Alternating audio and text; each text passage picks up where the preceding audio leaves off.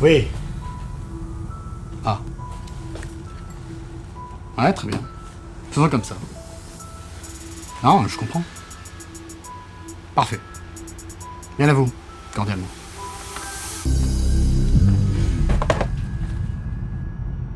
Slexno, tu devineras jamais ce qui vient de se passer. Vous pariez combien? Je ne parie rien du tout. C'est bien ce qui me semblait. Bon, il y a Prime Video qui m'a contacté pour que je parle d'une série géniale sur leur catalogue. Attendez, c'est quoi Et- Prime Video? Quoi? Comment ça, c'est quoi Prime Video? Bon, enfin bref, c'est payé, mais s'ils m'avaient pas appelé, eh ben, j'en aurais parlé gratuitement dans quelques mois. Et c'est quoi le sujet? La pipomanie? Je ne collectionne pas les pipes, non. Ah ouais, je croyais. Bon.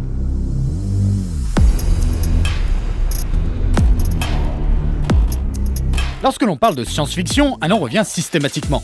Battlestar Galactica, une série culte qui, par la diversité de ses thématiques, de ses personnages, le sérieux de leur traitement, a su attirer non seulement les initiés, mais aussi des néophytes. Parce qu'avant, on se tapait des trucs bien kitsch, genre Sliders. Ah, les univers kitsch, c'est vraiment démodé. À qui le dis-tu, Slexno? Eh bien toi? Une série qui a eu un tel impact que depuis sa fin en 2009, tout le monde lui cherchait un héritier. Maintenant, quant à définir ce qu'est un héritier en art, ça c'est une grande question. Eh bah tiens, j'en ai une autre pour vous. Quoi? Qu'est-ce que c'est Optimus Prime Video, là? En tout cas, c'est en 2015, sans crier gare, qu'un sérieux prétendant au trône apparut. The Expanse, ou L'étendue, dans son adaptation québécoise. Non, c'est absolument faux, pour une fois ils ont gardé le titre anglais, va savoir. Tiré des romans éponymes du duo d'écrivains Ty Frank et Daniel Abraham, qui signent leur œuvre d'un seul nom, James S.A. Corey, The Expanse fut d'abord estampillé Sci-Fi, qui l'annula au bout de 3 saisons. Mais c'était sans compter sur Amazon Studios, qui racheta les droits en 2018 et relança ainsi la série.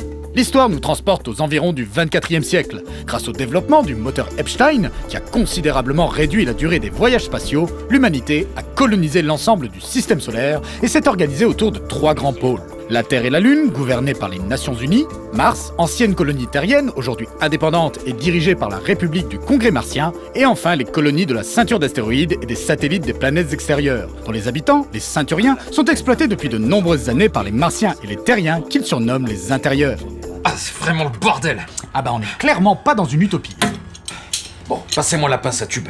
La Terre et Mars, cherchant tous deux à étendre leur domination dans le système, sont au bord du conflit armé dans une ambiance qui rappellera celle de la guerre froide. Et les ceinturiens, bien que composés d'une multitude de clans qui s'entendent plus ou moins bien, commencent à réclamer leur indépendance via l'Alliance des planètes extérieures, ou APE.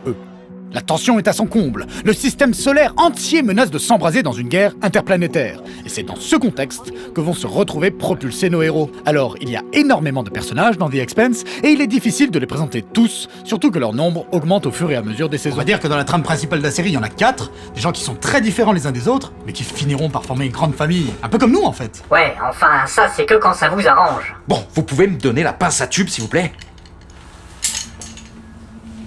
James Holden, terrien, ancien soldat, l'archétype du mec bien, empreint de justice, même s'il a des fêlures. Naomi Nagata, ceinturienne, ingénieur émérite dans de nombreux domaines et engagée dans les droits de son peuple. Alex Kamal, martien, ancien pilote dans la Navy de sa planète d'origine. Et on m'a renvoyé avec les honneurs. Et enfin, Amos Burton, un terrien au passé mystérieux, acolyte de Naomi, et qui, comment dire, n'a pas vraiment le temps pour les conneries. J'adore ce mec.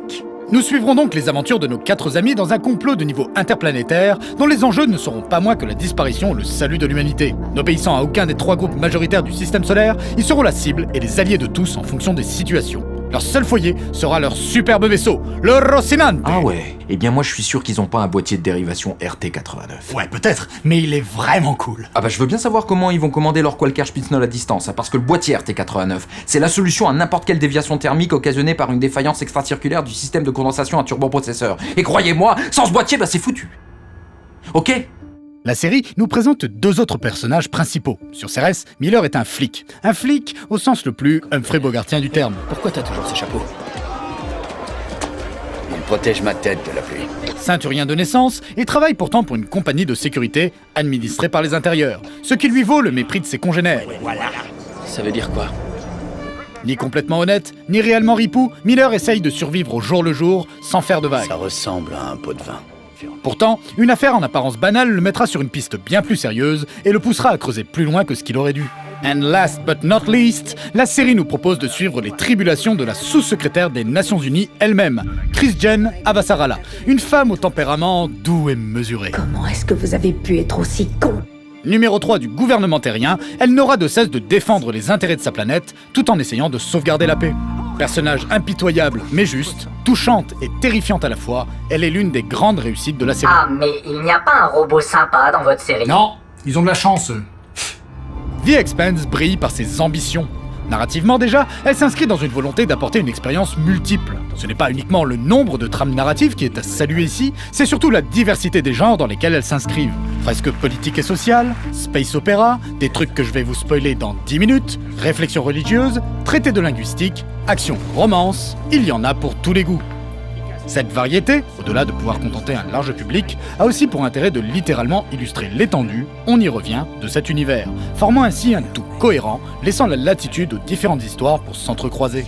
La cohérence, on la retrouve aussi dans la représentation du voyage spatial, des vaisseaux, et de différents détails que je qualifierais de technico-scientifiques. Putain, Doc, je t'avais dit de verrouiller ce casier! Attention, je parle de cohérence, pas de réalisme scientifique, la série a pas cette ambition. Laissez-moi deviner, il y a du son dans l'espace. Il y a du sang dans l'espace, oui.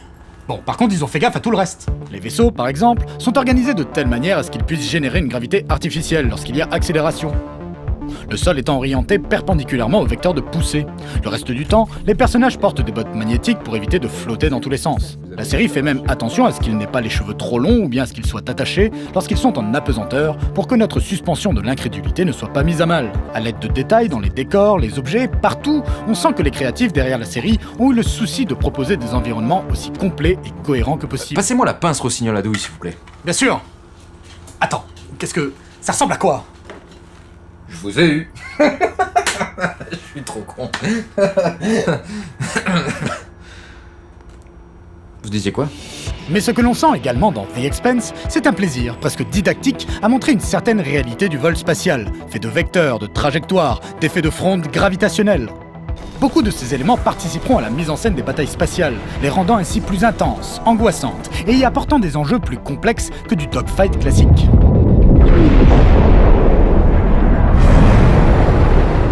Puis, il y a cette volonté de montrer l'immensité de l'espace, à la fois dans ce qu'elle a de plus beau, mais aussi le froid et la solitude. Ajoutons à cela des comédiens de qualité, des décors de dingue, une mise en scène qui a ses fulgurances, des effets spéciaux très bons dès le début de la série, mais qui ne cesseront de s'améliorer au fil des saisons, et une histoire aux dimensions épiques, dont l'ampleur n'aura de cesse de grandir. En plus de tout cela, ce qui fait de The Expanse une excellente série de science-fiction, c'est qu'elle évite l'écueil de n'être qu'un pur divertissement, qui ne nous tiendrait en haleine que par ce que j'appellerais sa macro-histoire. Non. L'intérêt de la série, c'est surtout le fait qu'elle porte un propos et un regard très juste sur l'humain et ce qui fait son identité. Le contexte géopolitique de la série nous présente donc 3 peuples bien distincts les uns des autres, avec chacun leur culture, leurs mœurs et leur modèle de société. Les Nations Unies sont les descendants du libéralisme du XXIe siècle, en tout cas dans sa philosophie globale, qui est capitalistique, puisqu'on y voit, entre autres, des personnages tout à fait à l'aise économiquement et d'autres non, mais en ayant toutefois mis en place des outils de protection sociale assez ambitieux, une forme de revenu universel qu'ils nomment le basique, et un système d'éducation supérieure en apparence égalitaire, puisqu'il se base sur un tirage au sort des candidats dans les différents domaines auxquels ils postulent. La série ne détaille pas les conditions pour être sur les listes, mais nous laisse à penser que dans cette société développée, tous les individus terminent leur scolarité de base avec un niveau d'éducation égal et de qualité. Le problème, c'est que ces deux dispositifs existent surtout du fait d'une réalité complexe. Les terriens sont trop nombreux. 31 milliards à la pesée. Une pression démographique accentuée par le réchauffement climatique qui a fait monter le niveau des océans et qui a obligé le gouvernement à planifier la production au niveau global, puisqu'ont été mis en place des quotas et autres zones d'échange économique. Et de fait, l'économie des Nations Unies n'est pas assez florissante pour proposer à toutes et à tous des opportunités d'embauche. Et ceux qui sont pas tirés au sort, ils font quoi? Ils se font chier. Ah. Ouais.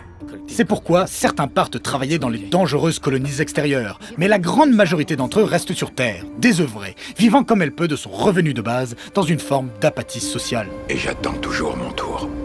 La République de Mars est l'opposé des Nations Unies. Bien moins peuplée, avec 9 milliards d'habitants, elle pallie ce désavantage par sa grande avancée technologique, héritage de sa fondation par les descendants des premiers colons, c'est-à-dire des scientifiques et des ingénieurs. Mais son autre force, c'est l'attachement profond de son peuple à la cause martienne, la terraformation de Mars.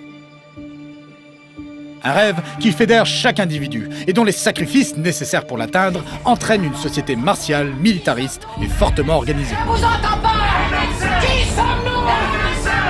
Pas de chômage sur Mars. Tout Martien a un rôle à jouer dans le projet et est fier d'y participer. Le bien commun l'emporte sur l'individuel. Mais ce sont des communistes, mon vieux, ça crève les yeux. Mais non, rien à voir, c'est juste qu'ils ont pas le choix, c'est pour survivre. Ils vivent sur une planète inhospitalière où la moindre erreur peut être fatale. Ok, bon, Faut un peu de discipline. vu comme ça. Une discipline qui fait partie d'eux, et qui, lorsqu'il en va de la bonne marche de leur société, va s'exprimer et prendre le pas sur tout le reste. Et s'ils l'acceptent, c'est tout simplement parce que leur doctrine est réellement destinée à améliorer leur vie, en rendant la planète habitable et donc moins dangereuse. Malgré ces sacrifices, ils ont leur libre arbitre, jouissent de libertés individuelles, de divertissement, la propriété privée existe, ils peuvent quitter Mars si ça leur chante, et surtout, bénéficient d'un niveau de vie bien supérieur à celui des terriens. Enfin, les ceinturiens sont donc les grands perdants de cette société interplanétaire. Exploités par les deux grandes puissances qui pillent leurs ressources, ils sont la classe prolétarienne du système solaire. Lorsqu'ils ne sont pas des travailleurs pauvres ou des indépendants qui font ce qu'ils peuvent pour s'en sortir malgré les multiples lois qui leur sont imposées, ils n'ont pas d'autre choix que de tomber dans la piraterie. Après des années dans cette situation, il était inévitable qu'ils cherchent à obtenir leur indépendance. D'autant plus qu'ils ont une culture très marquée, avec ses codes, Je voulais te présenter mes excuses. ses rites, ses clans, ses signes d'appartenance et surtout une langue, le Belter créole, un micmac de différentes langues terriennes qui des fois ressemble à du gungan. Tu n'oses ça rien du tout. Mais c'est un des culs à mort. Désolé, mais fallait le dire. En tout cas, ce qu'il y a de passionnant avec cette série, c'est que les différences qui structurent ces trois groupes sont bien plus profondes que ce qu'a jamais connu l'humanité. Avant l'ère spatiale, les différentes cultures s'étaient en partie construites et distinguées du fait des différents environnements géologiques et météorologiques dans lesquels elles étaient apparues. Sauf que tous les humains partageaient des éléments fondamentaux communs. Une gravité d'un jet, le fait de vivre à l'air libre et au rythme d'un cycle jour-nuit. Mais dans The Expanse, tout le monde n'a pas cette chance. Les terriens sont les seuls à bénéficier de ces caractéristiques qui ont déterminé l'évolution de notre espèce et auxquelles notre corps est parfaitement adapté. Alors que les martiens et les ceinturiens vivent dans des habitats pressurisés, respirent de l'air recyclé, boivent de l'eau recyclée, dans des environnements à gravité basse et n'ont jamais senti la chaleur du soleil sur leur peau. Tout ceci génère chez eux des troubles physiques. Pour les ceinturiens notamment, qui souffrent de malformations ou de maladies des os. Les eaux, les fleuves, les rivières, c'est ça que vous voulez dire? Non mais tu m'écoutes pas du tout en fait. Oh là là, mais si, je vous écoute bien sûr, les rivières, les fleuves, les eaux, je ferai une vidéo. Les inégalités sont encore plus flagrantes, puisque si les terriens, eux, peuvent se permettre d'aller partout où ça leur chante, Je n'aurais jamais imaginé voir une aurore boréale sur Mars. les martiens et les ceinturiens ne peuvent aller sur Terre qu'au prix d'inconfort et de douleur pour les uns, et souffrances innommables, voire la mort pour les autres. Chose que sauront mettre à profit les services secrets des Nations Unies lorsqu'il s'agira de torturer des membres de l'APE. Cette réalité concrète du quotidien de chacun met à mal d'une manière inégalée dans l'histoire toute possibilité d'entente en créant du ressentiment et une jalousie profonde. Mais la série n'est pas manichéenne et nous montre régulièrement que personne n'est à envier. Les terriens ont une planète habitable, mais une civilisation moribonde. Les martiens sont en train de construire la leur, mais au prix d'une vie difficile entièrement tournée vers cet objectif. Et les ceinturiens n'ont rien à part leurs rêves. Et vous avez des enfants? Ce train-là, je l'ai raté. La série explore parfaitement chaque aspect de ce que l'affirmation d'une identité peut générer chez l'humain. Le sentiment de sécurité qu'apporte le fait de faire partie d'un tout, mais aussi le fanatisme et la haine. Et avec un lourd passé fait de massacres, d'injustices, d'oppressions et de guerres, la paix semble impossible. Mais ça, c'était avant l'élément perturbateur principal de la série. Je sens que ça va spoiler. Carrément. Vous spoilez beaucoup de choses sur cette chaîne. Quoi? Je vois pas du tout de quoi tu parles. J'ai jamais rien spoilé. Rien que la fin de Cowboy Bebop et puis Starship Troopers. Enfin, la question c'est plutôt de savoir ce que vous ne spoilez pas. Ah mais attends, si les gens ils ont 20 ans de retard aussi, c'est eux qui cherchent la merde. Comment on fait nous les petites gens, hein, pour faire notre métier si on peut pas parler de la fin des films qui ont 45 balais? Bah tu me fais pas chier, tu stoppes la vidéo, tu vas voir le film, tu reviens, tu mets un pouce bleu et tu t'abonnes. C'est pas possible ça. Dès le début, un élément nouveau viendra perturber la hiérarchie du système solaire et sera le symbole de l'autre thématique de la série, l'altérité. Et quoi de mieux pour incarner ce qui est autre, radicalement différent et extérieur à l'humanité, qu'une forme de vie extraterrestre. La protomolécule, responsable de toute la machination qui lancera l'aventure de nos héros, est antinomique à tout ce qui nous définirait. Et comme un pied de nez à tous les efforts que déploient les humains pour trouver leur place et définir leur identité, la protomolécule va faire voler en éclats toutes leurs certitudes. Elle n'est pas une altérité, elle est l'altérité. Car sa seule existence modifie tout, à un niveau purement physique déjà, car elle n'apprend et n'évolue qu'en affectant, en décomposant et en s'appropriant l'inerte comme le biologique pour le remodeler selon ses objectifs propres, hors de portée de notre compréhension. Oui là, tout de suite, c'est sûr que ça fout un petit coup sur le crâne. Putain, c'est quoi ce truc? D'un point de vue psychosociologique aussi, puisque la perspective de l'existence d'une vie extraterrestre modifiera en profondeur la conception que les humains ont de leur place dans l'univers. Mais cela prendra une ampleur supplémentaire une fois que la protomolécule aura ouvert la porte menant à des milliers de planètes habitables. Car une des sociétés de The Expanse va être profondément ébranlée par ce changement de paradigme. Et cette société... Ah, c'est Mars! Mais en fait, tu m'écoutes? Non, pas vraiment. J'avais une chance sur 3.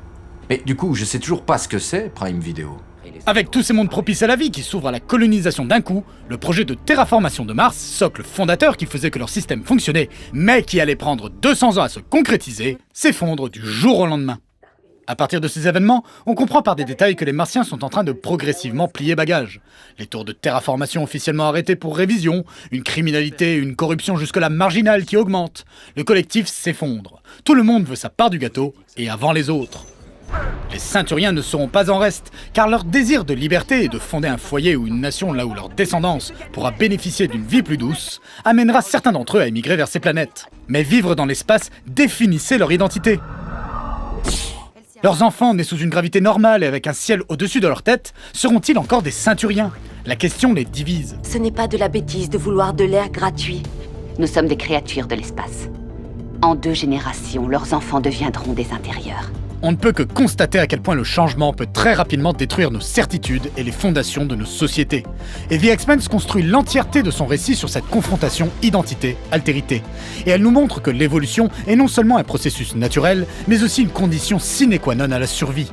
La protomolécule prouve aux humains qu'il va falloir changer s'ils veulent continuer à exister. Et changer, c'est aussi savoir mettre de côté sa rancœur et ses positions partisanes pour avancer. Difficile évidemment, surtout lorsque l'on est du côté des oppressés. Et c'est un point de détail de l'univers de The Expanse qui n'a pas été exploré, du moins pas dans les 4 premières saisons, qui m'a fait penser à cela. Les habitants de la Lune, citoyens des Nations Unies que l'on ne voit jamais dans la série, semblent n'avoir aucune revendication indépendantiste. Pourtant, ils vivent dans les mêmes conditions que les Ceinturiens, microgravité, habitats artificiels, etc. Alors où est la différence? Eh bien, elle est très simple, la reconnaissance de leurs droits.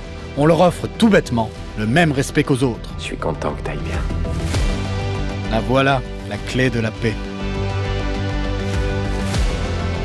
Et le respect, c'est peut-être ça qui fait de The Expanse le digne héritier de Battlestar Galactica. C'est insaisissable, mais ce que la série dégage, son ambition, son intelligence et le fait qu'elle nous touche, tout cela nous impose un respect identique à son illustre aîné.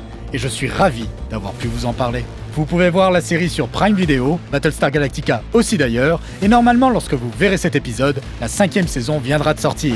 Je ne peux que vous conseiller d'aller la découvrir. J'aurais tellement aimé que l'humanité fasse comme dans la série, surtout pour Mars, hein. Mais non. Au 21e siècle, on n'était pas assez ambitieux. Du coup, c'est les Xarax qui ont tout fait. Ils débarquent, changent le nom des planètes. Ah tiens, tu sais comment ça s'appelle, Mars, maintenant? Ouais, va dire au 5. Ah oui, c'est pourri comme nom. Attends, qu'est-ce que tu fous là, toi? Bah, pendant que vous parliez, Slexno est venu me chercher. Il paraîtrait que vous pourriez répondre à une de mes questions. Ouais. Alors, qu'est-ce que c'est Prime Video? Comment ça, c'est quoi Prime Video? Bon, enfin bref, ils m'ont contacté pour que je parle d'une super série de leur catalogue, et s'ils m'avaient pas appelé, j'en aurais parlé gratuitement dans quelques mois. Lorsque l'on parle de science-fiction, alors on revient à